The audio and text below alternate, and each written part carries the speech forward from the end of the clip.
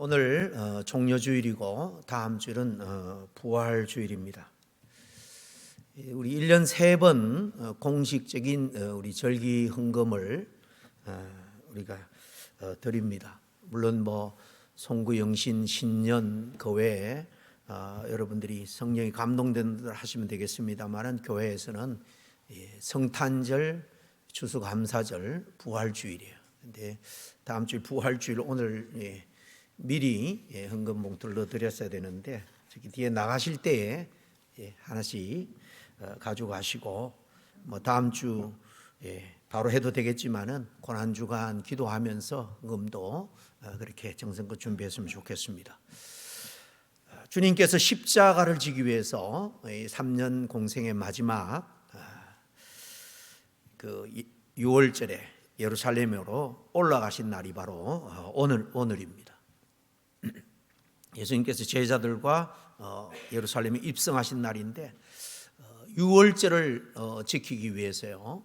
이스라엘 달력으로 오늘 금요일부터 6월절이에요. 그러니까 이 6월절 전에 각지에 흩어졌던 이스라엘 백성들이 이 절기를 지키기 위해서 수많은 사람들이 구름대처럼 모여들었습니다. 예수님이 제자들과 함께 예루살렘에 오신다라는 소문을 듣고 오시는 길에 하나같이 나와서 종려가지를 흔들면서 오늘 나와 있는 것처럼 호산나 왕으로 오시는 이여, 요한복음에는 반복해서 호산나 호산나 왕으로 오신 이여 하면서 환영을 합니다.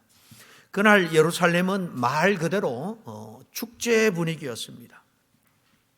그런데 오늘 말씀해 보면 찬찬히 뜯어서 생각해 보면 그 환영의 방식이 참 특별했다, 좀 특이했다라는 생각을 해보게 될 겁니다. 예수님을 환영하는, 예수님을 맞는 그들이 무엇을 했는가? 하나같이 자기의 겉옷을 벗어서 주님이 입성에 들어오시는 길 앞에 펴드렸다라는 것입니다. 그래서 오늘 설교 제목을 왕의 행차 너의 겉옷을 펴라 이렇게 정해봤습니다. 오늘 이 뜻깊은 종려주일을 맞아서 예수님을 구주로 믿는 그리스도인으로서 길에 정말 이들이 겉옷을 펼치는 것처럼 우리도 정말 예수님을 진짜 왕으로 생각하고 내 겉옷을 펼쳐드리고 있는가라는 물음을 스스로에게 해보지 않을 수 없습니다. 본론으로 들어가기 전에 모두가 좀 의아하게 생각하는 아마 그런 내용이 여기 한 2가지가 있는데 먼저 한번 짚고 넘어가겠습니다. 주님이 제자들과 한 동네에 들어가서 어느 집에 매여 있는 나귀를, 그것도 나귀 새끼를 끌고 오라 라고 말씀하시는데 상식적으로 생각해 보면 굉장히 좀 이상한 그런 장면처럼 느껴질 수밖에 없습니다. 당시의 문화와 성경적인 배경을 보면은 사실 이렇게 하신 것은 주님의 매우 의도적이고 그리고 깊은 영적인 메시지를 담고 있는 그런 행동입니다. 고대 근동 그 당시의 문화로 보면 왕이 무엇을 타고 등장하느냐 하는 것은 굉장히 중요한 문제였습니다. 왕이라고 다 군마를 타고 다니는 건 아니고요. 다 산지고 사막이고 또 말보다는 이 당나귀, 나귀가 더 일반적이었고 나귀가 말보다도 훨씬 더 지구력이 뛰어납니다. 험준 산을 장기간 여행한 데는 말보다도 훨씬 나귀가 유용한 그런 운송수단이다라는 것입니다. 아무튼 군마, 멋진 말을 타고 왕이 행차한다라는 것은 그 왕은 굉장히 권력이 있는 힘으로 주변을 정복한 그런 모습을 주로 상징합니다. 반면에 이 나귀, 당나귀를 탔다라는 것은 그 왕이 겸손하고 화평의 왕이다라는 것을 나타내 보여주는 것입니다. 예수님이 일부러 나귀 그것도 새끼를 선택한 것은 나는 로마를 무너뜨릴 그런 정치적인 권력을 가진 왕이 아니다라는 거예요. 나는 그저 평화를 주기 위해서 이 땅에 온 왕이다라는 것을 선언하신 거예요. 즉 주님이 자신의 메시아로서의 성격을 사실 이런 작은 행위지만은 잘 드러내 보여주고 있는 것입니다. 그리고 이 장면은 스가랴 선지자를 통한 구약의 수백 년 전의 예언을 그대로 이루는 그런 사건이기도 합니다. 스가랴서 9장 9절입니다. 보라, 내 왕이 내게 임하시나니 겸손하여 나기를 타나니 그랬습니다. 유대인들은 이 말씀을 다 알고 있었습니다. 그들은 이 왕이 오기를 학수고대하면서 살았습니다. 장차 하나님께서 우리를 구원할 왕을 보내주시는데 그분은 겸손하여서 나귀를 타고 오실 것이다. 단순히 그냥 나귀를 탔다라는 것이 아니라 저분이 정말 하나님이 약속하신 그 메시아구나 하는 것을 이해할 수 있는 상징적인 그런 메시지인 겁니다. 그런데 또 이상한 것은 사람들이 제자들이죠. 제자들이 이 나귀 새끼를 풀러 갈 때에 뭐라고 주님이 말씀하라 합니까? 주가 쓰시겠다 하라고 합니다. 주가 쓰시겠다. 이 주는 왕을 칭할 때, 하나님을 칭할 때 내 삶의 창조주여 진정한 주님입니다. 그런 고백에 큐리오스 주입니다. 그리스도죠, 그리스도. 우리가 예수를 그리스도라고 하는 게 바로 주라는 의미예요. 그럴 때 주인이 아무런 토도 달지 않고 그냥 내어주었다라는 사실, 이것도 상식적으로 잘 이해가 되지 않는 그런 일처럼 보입니다. 그러나 당시 문화를 좀 이해하면 납득도 가능합니다.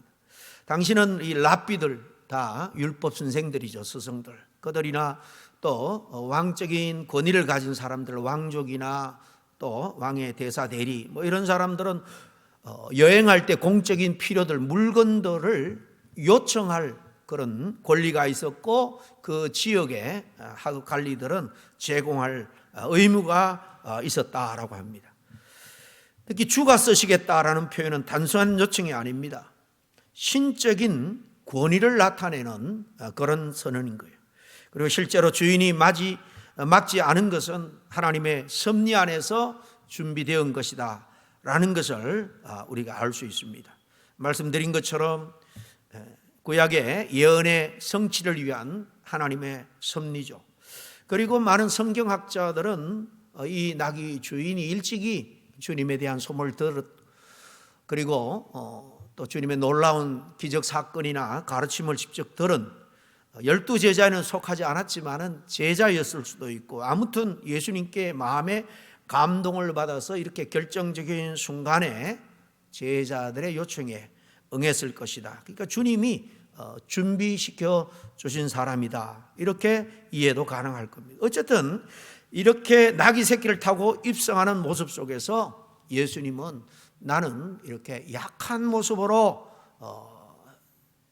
이 땅에 오지만 실제로는 이렇게 주다, 예비된, 이미 예언되었고 예비된, 그래서 하나님이 보내주신 왕이다라는 거예요.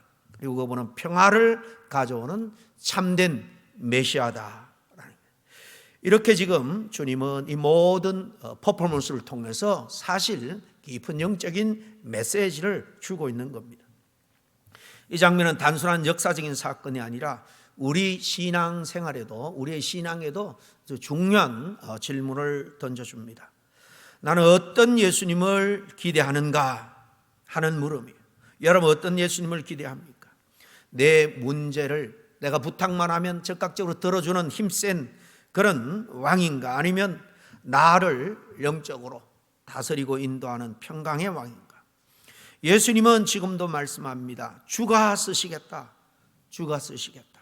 이 말씀 앞에 우리는 내 삶, 내 시간, 내가 가진 것들을 기꺼이 주님을 위해서 드릴 그런 준비가 되어 있느냐라는 거죠. 오늘 예수님의 이 입성 사건을 통해서 우리가 꼭, 그리고 먼저 알아야 될 부분이 있습니다. 오늘 본문에 나오는 이 예수님의 입성 모습, 당시 이스라엘 백성들이 기대하던 왕의 모습이 아니었다라는 사실입니다. 오늘 본문에 보면 예수님은 예루살렘으로 올라가죠. 이 장면은 단순한 여행 이동이 아닙니다. 왕의 입성이에요. 그런데 왕이 오는데 말을 타고 오는 것도 아니고 군대를 이끌고 오는 것도 아니고 나귀를 타는데 그것도 어린 나귀 새끼를 타고 오세요. 왜 그랬을까? 말씀드린 것처럼 겸손의 왕, 평화의 왕으로 오시기 때문입니다. 그럼 당시 사람들은 어떤 왕을, 어떤 메시아를 기대하고 있었을까요? 힘으로 자신들에게 이 로마 제국의 압제 속에서 해방시켜줄 그런 대단한 권력이 있는, 능력이 있는 왕이었을 거예요. 여러분, 왜 당시 유대인들이 예수님을 보면서 이렇게 종려 가지를 흔들고 다 나와서 자기의 겉옷을 주님이 들어오는 길에 깔고 열광하면서 환영했을까요? 그냥 종교적인 이유만이 아니었을 겁니다. 이것은 그들의 생존의 문제, 민족적인 운명의 문제입니다. 그 당시 이스라엘은 로마 제국의 지배 아래 있었죠. 그래서 로마에게도 그들은 엄청난 세금을 바쳐야 됐습니다. 그리고 분봉왕 헤롯에게도 세금을 바쳐야 됐습니다. 거기다가 이들은 종교적인 의무를 다하기 위해서 성전에도 성전세를 바쳐야 됐습니다. 그러니 가난한 백성들의 입장에서는 지금 살아도 살아있는 것이 아니었을 거예요. 게다가 로마 군인들이 점령군 행세를 했으니 억울해도 말 못하고 맞아도 아무런 항의도 할 수 없는, 완전히 이 제국에 억압당하고 있는 그런 신세였습니다. 우리 어르신들은 일제 36년 우리 어른들이, 조상들이 당한 그런 치욕스러운 압제 들어서 많이 알고 있을 거예요. 바로 그런 상황입니다. 여러분, 이 상황이면 사람들이 뭘 기다리겠습니까? 어떤 위인을 기다릴까요? 힘 있는 누군가가 나타나서 정말 우리를 완전히 해방시켜 줄 바로 그런 지도자를 그런 기다렸을 겁니다. 그런데 더 중요한 게 있습니다. 유대인들은 그냥 막연히 기다린 게 아니라 성경을 통해서 하나님이 다윗에게 약속하신 왕을 오랫동안 기다리고 있었습니다. 오실 메시아, 그분은 다윗의 왕권을 가지고 올 뿐이다 라고 기대했다라는 말입니다. 내 자손 가운데 영원한 왕이 나올 것이다 라는 하나님의 다윗에게 한 이 약속, 다윗 언약이죠. 그러니까 사람들은 이렇게 생각했을 것이에요. 메시아가 오면 다윗 왕처럼 우리를 다시 압제당하는 나라가 아니라 주변을 정복하고 조세를 받고 하는 그런 다윗 때처럼 번영된 나라, 강한 나라로 다시 회복될 것이다, 하나같이다, 그런 기대를 하고 있었다는 겁니다. 왜냐하면 다윗 시대 가장 이스라엘 역사에 있어서 번성을 누렸고 정말 잘 나가던 시절이었기 때문에 그랬던 겁니다. 현실적인 분위기도 그랬습니다. 예수님 당시에 이 로마에 대항해서 우리가 무력으로 저들을 물리치고 나라를 되찾자, 이렇게 운동하는 독립운동가들, 그런 무리들도 있었죠. 그 중에 예수님의 제자도 있습니다. 여러분이 잘 아는 시몬 베드로 말고 또 다른 시몬 제자, 바로 열심당 시몬이에요. 열심당, 이 젤롯 땅, 바로 이렇게 무력으로라도 우리가 이 로마로부터 독립을 쟁취하자라고 운동했던 자들, 그런 그룹도 있어요. 그래서 대부분의 유대인들의 머릿속에는 동일한 그런 공식과 같은 생각을 가지고 있었습니다. 메시아는 우리를 해방시켜줄 군주와 같은 그런 강력한 왕이 될 것이다 라는 그런 생각이었습니다. 이런 상황에서 예수님이 나타난 거예요. 병자를 고쳤습니다. 우리가 잘 아는 대로 지금 가는 곳마다 귀신을 내쫓고 수많은 기적을 일으켰습니다. 풍랑을 잔잔케 하고요. 심지어는 죽은 사람도 살렸습니다. 이런 장면들을 목격한 사람들, 또 이 작은 땅에서 아마 대부분 이 소문들은 다 들어 알고 있을 거예요. 그래서 다 확신한 거예요. 야, 이분이다. 이분이면 정말 저 악한 로마를 물리칠 수가 있다. 우리에게 곧 자유가 주어질 거다. 이런 기대를 가지고 이 종려 주일날 나뭇가지를 꺾어서 흔들며 겉옷을 펼치며 열렬히 환영한 거예요. 오늘 본문 38절에 뭐라고 되어 있습니까? 그들이 소리 지르면서 찬송하리로다 주의 이름으로 오시는 왕이여 그랬죠. 이 대목을 마태 기자는 마태복음 21장 9절에 이렇게 기록합니다. 호산나 다윗의 자손이여 찬송하리로다 주의 이름으로 오시는 이여 가장 높은 곳에서 호산나 라고 합니다. 여기 보면 호산나가 앞뒤에 반복해서 나오죠. 이런 의미입니다. 다윗의 후손으로 오실 메시아여 왕이여 우리를 구원해 주소서 호산나는 우리를 구원하소서 하는 외침입니다. 절규면서 또 찬양이기도 한 거예요. 여기 가장 높은 곳에서 호산나라고 되어 있죠. 가장 높은 것은 의미상 원어적으로 보면은 하늘 보좌를 말하는 거예요. 우리도 이렇게 이 메시아를 환영하고 높이 칭송하는데 하늘에서도 천군 천사들이 같이 이분을 찬양하라 그런 뜻이고, 또 하나님께는 하나님도 이분을 이런 왕으로 메시아로 인정해 달라는 뜻이 여기에 함축되어 있는 겁니다. 본문에서는 특별히 왕이라는 표현이 강조되어 있죠. 이 말은 단순한 환영 인사가 아닙니다. 이 왕은 우주의 왕, 하나님이 약속한 그 메시아라는 선언이에요. 주님의 이름으로, 주의 이름으로 오시는 분이다. 하나님이 보내신 자다라는 거예요. 사실 그들은 본심은 정확하게 우리가 다 몰라도 지금 이 시점만큼은 예수님을 하나님이 약속하신 메시아 왕으로 그렇게 공개적으로 사실 고백하고 있는 거예요. 그런데 문제는 사람들이 이 메시아에 대해서 일부분은 바르게 이해를 했지만은 사실 상당히 말씀드린 것처럼 자기 착각에 빠져서 자기 기대에 빠져서 예수님을 온전히 이해하지 못한 부분도 많았다라는 것입니다. 맞습니다. 그들이 말한 대로 예수님은 왕입니다. 주님이 보낸 하나님이 보낸 왕입니다. 그렇지만 로마를 무너뜨려 오신 왕이 아니라 죄를 무너뜨리러 오신 왕이에요. 정치적인 해방을 주러 오신 왕이 아닙니다. 죄로 말미암아 하나님과 원수된, 그리고 죄의 결과인 사망으로부터 우리를 해방하기 위해서 영원한 구원을 주기 위해서 오신 왕이에요. 그래서 칼을 빼드는 왕이 아니라 십자가를 지시기 위해서 오신 왕이다라는 말씀입니다. 그러나 예수님에 대한 이런 오해로 인해서 어떤 일이 벌어지느냐? 종려주일에 호산나 호산나 외쳤던 그들이 며칠 뒤에 예수님을 십자가에 못 박으라고 빌라도에게 고래고래 소리를 지르는 사람으로 바뀝니다. 왜 그랬을까요? 자기의 기대와 달랐기 때문이죠. 여러분, 우리도 똑같지 않습니까? 우리도 자꾸 예수님에 대해서 어떤 주님을 기대합니까? 그저 당장 내가 처한 문제를 해결해 주고 또 내가 처한 어려운 환경을 바꾸어 주는 그런 내 인생의 주인 되신 예수님만 우리는 기대하고 있지 않습니까? 그러나 주님은 말씀합니다. 나는 내 환경, 삶의 환경만 바꾸러 온 게 아니다. 내 인생 자체, 생명 자체를 바꾸러 왔다라는 거예요. 물론 주님은 구원자로서 우리 한 사람 한 사람을 구원할 때에, 구원이 완성될 때 이 인간의 죄로 말미암아 깨지고 왜곡된 이 모든 피조 세계도 다 하나님 보시기에 아름다운 원래의 모습대로 회복될 겁니다. 그래서 오늘 스스로에게 물어야 될 중요한 질문이 하나 있습니다. 나는 내가 원하는 왕을 믿고 있는가? 아니면 진짜 왕이신 예수님을 내가 믿고 있느냐 하는 것입니다.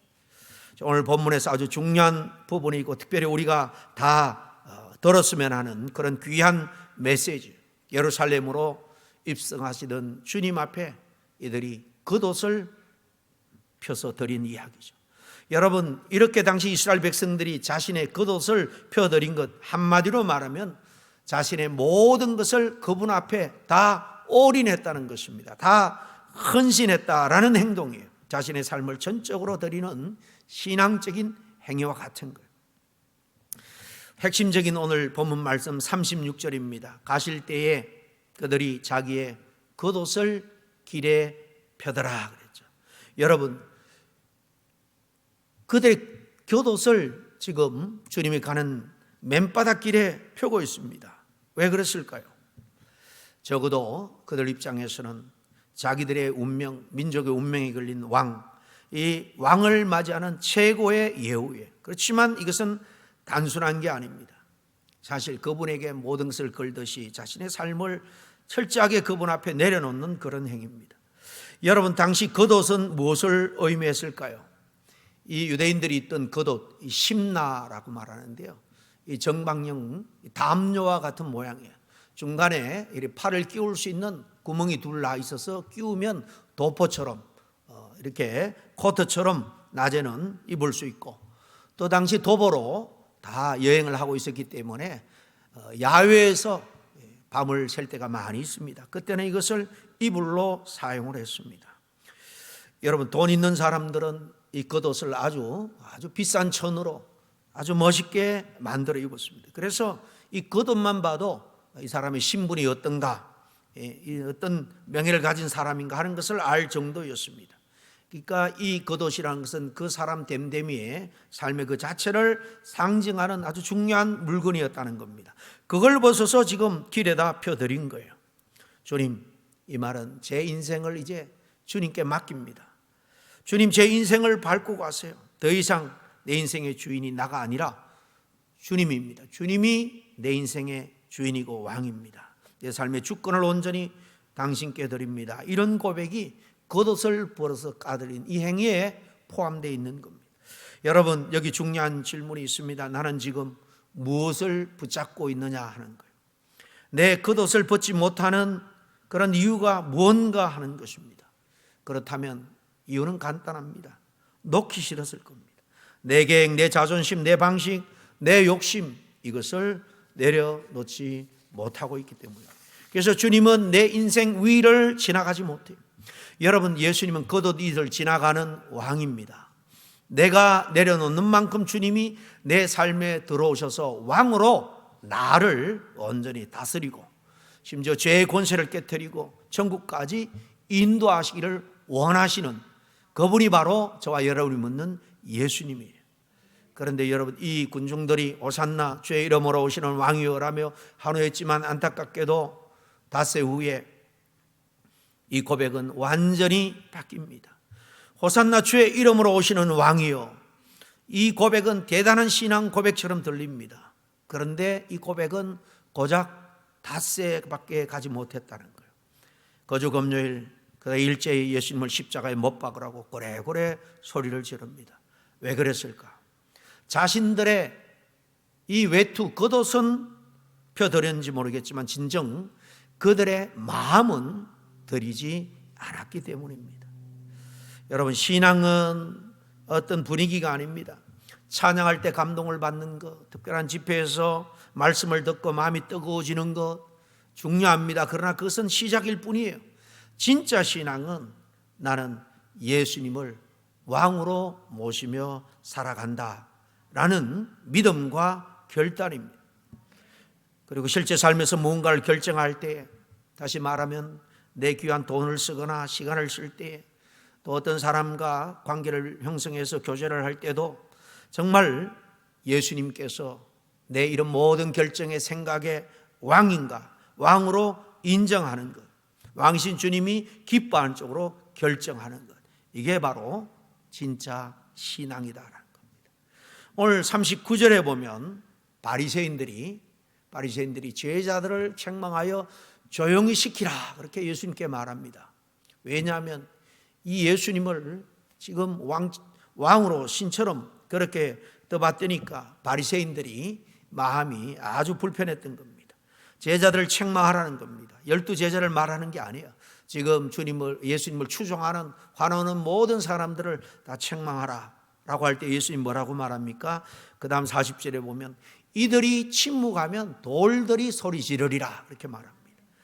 이 사람들이 입 닫고 잠잠하면 돌들이 일어나서 이 고백을 할 거다. 여러분, 진짜 내 인생의 주인, 왕을 만난 사람은 잠잠히 있을 수가 없습니다. 왜냐하면 그분이 누구인지를 알기 때문에. 여러분, 우리 신앙은 어떻습니까? 다른 사람 눈치 보느라고 늘 그냥 꿀먹은 벙어리처럼 주님에 대해서 한마디 정언도 못하는 신앙, 상황 따라서 숨기는 신앙, 그런 모습들이 우리에게 많지 않습니까? 그건 아직 왕이신 주님을 우리가 제대로 만나지 못한 거예요. 왕이신 주님을 전인격적으로 체험했다면 우리는 그분을 향해서 온전히 찬양과 모든 것을 들여 헌신된 삶을 살아갈 수밖에 없을 겁니다. 진짜 예수님이 내 삶의 왕이라면 정말 그분의 인도함을 따라서 변화받기를 두려워하지 않을 겁니다. 여러분, 예수님은 지금도 우리 인생에 들어오시기를 원합니다. 그러나 문제는 내가 내 겉옷을 그분 앞에 펴드리느냐 하는 문제. 겉옷을 펴지 않으면 예수님은 그냥 지나갑니다. 하지만 겉옷을 펴면 그분이 내 인생 위를 지나갑니다.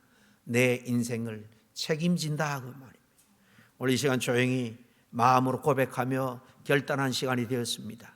눈 감고 정말 내 자존심을 내려놓겠습니다. 내 계획 내려놓겠습니다. 내 인생의 주인 자리를 내려놓겠습니다. 주님, 이제 당신을 내 삶의 진정한 왕으로 주인으로 모십니다. 나를 주님의 뜻대로 인도하여 주시옵소서, 책임져 주시옵소서. 우리가 마음을 모아서 각자 함께 한 2분 동안 통성으로 기도했으면 좋겠습니다. 이 귀한 말씀을 붙들고 정말 남의 이야기가 아니라 오늘 내게 주시는 말씀으로 붙들고 함께 입을 열어 기도합니다. 하나님 아버지 감사합니다. 종려주일 수많은 이스라엘 백성들이 종려가지를 흔들며 자기의 가장 귀한 겉옷을 펼쳐드린 것, 그때는 정말 온전한 신앙을 했는지 전적으로 우리가 다 이해할 수는 없지만, 그러나 정말 우리의 가장 귀한 것을 주님 앞에 펼쳐드리고 주님이 우리의 삶의 주인 되시고 인도자가 되심을 아버지 하나님이시여 정말 우리가 간절히 기도하며 바랍니다. 주여 아버지 하나님, 우리 생각, 우리의 감정, 우리의 의지 가운데 주여 우리의 영 가운데 주님 친히 왕으로 임재하여 주시옵소서. 우리를 주장하시고 우리를 주의 선한 뜻 가운데로 인도하여 주시옵소서.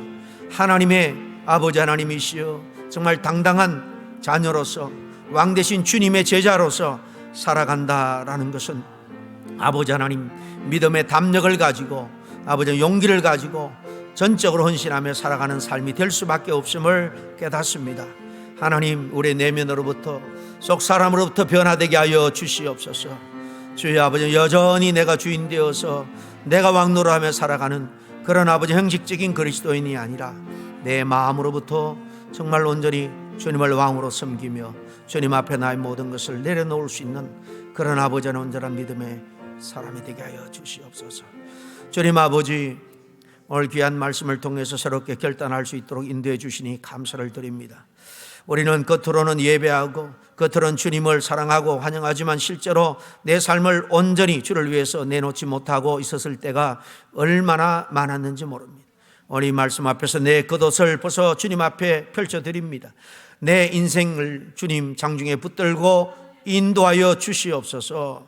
아버지 하나님, 예수 그리스도를 내 삶의 진정한 왕으로 모시오니 끝까지 하나님 나라에 들어가는 그날까지 아버지 하나님 인도하여 주시옵소서. 이 모든 것을 믿고 온전히 의탁하오며 우리 주 예수 그리스도의 이름으로 기도하옵나이다. 아멘.